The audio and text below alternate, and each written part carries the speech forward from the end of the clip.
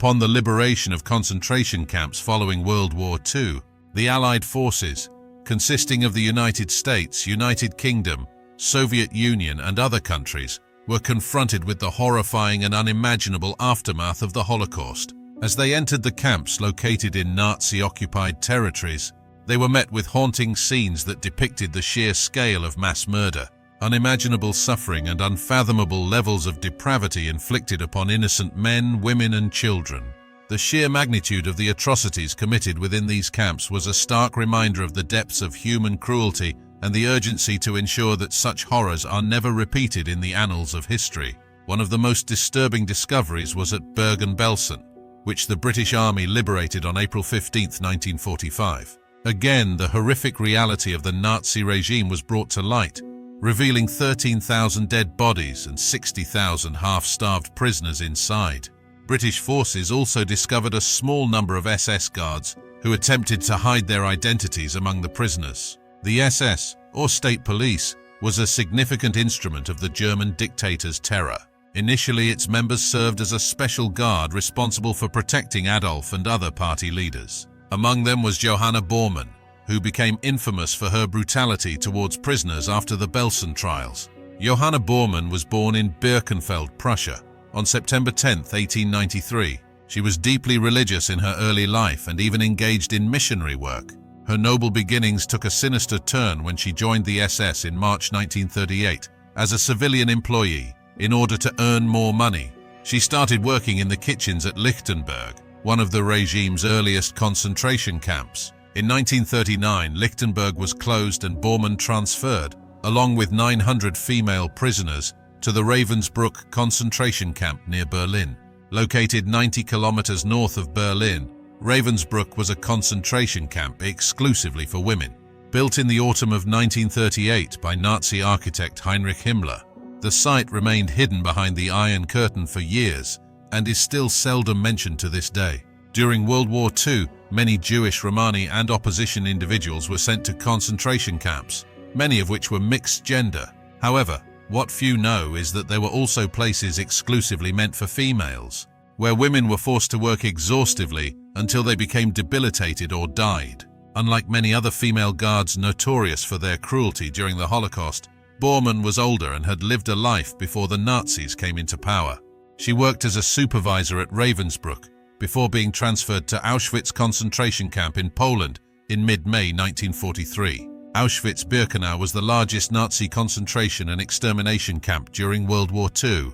The camp was built in 1940 and operated until 1945. It is estimated that over 1.1 million people were killed in Auschwitz. Among them, at least 60,000 Jews were exterminated, along with approximately 74,000 Poles, 21,000 Roma, 15,000 Soviet prisoners of war, and 10,000 to 15,000 civilians of other nationalities, including Soviet citizens, Czechs, Yugoslavs, French, Germans, and Austrians. Johanna Bormann was then assigned to the Birkenau section of the complex, the main extermination center of the camp. The prisoners gave her various nicknames, such as the Weasel of Auschwitz and the Woman with the Dogs, due to her brutal treatment of the inmates. Despite her small stature, Bormann was known for her aggression and barbarism. She regularly beat and abused prisoners, subjecting them to immense cruelty. After her time in Auschwitz, Bormann was transferred to the Bergen-Belsen concentration camp, where she continued her brutal reign under the command of Joseph Kramer, known as the Beast of Belsen. Bergen-Belsen was one of the most unsanitary Nazi concentration camps, with poor sanitary conditions and epidemics of diseases, resulting in approximately 50,000 deaths in this camp. During the post-war Belsen trials, multiple witness testimonies revealed Bormann's involvement in crimes. She was accused of assisting in the selection process of prisoners for the sadistic experiments conducted by Dr. Josef Mengele. He became known as the Angel of Death for his inhumane experiments on prisoners, which often resulted in death. She also collaborated with Dr. Fritz Klein, a notorious individual responsible for the lives of thousands of prisoners. Fritz was captured by the Allied forces in 1945 and released in 1948, but never faced trial for his crimes. He was known for conducting cruel experiments on Soviet prisoners of war, politicians, and Jews.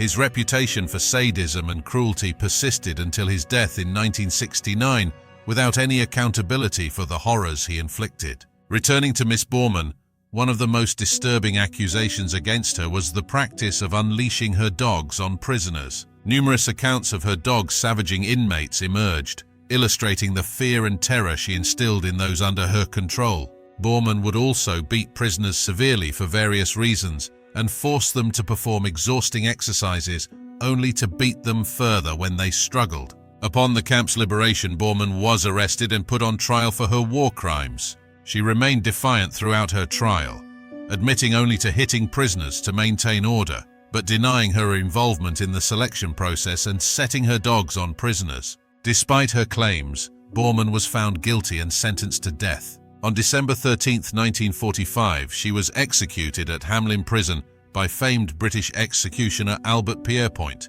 Pierrepoint was the chief executioner of England between 1932 and 1956, known for carrying out hundreds of condemned criminals, including cases of murder and treason.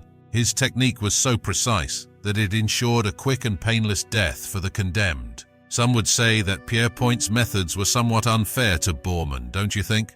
Until the next video, goodbye.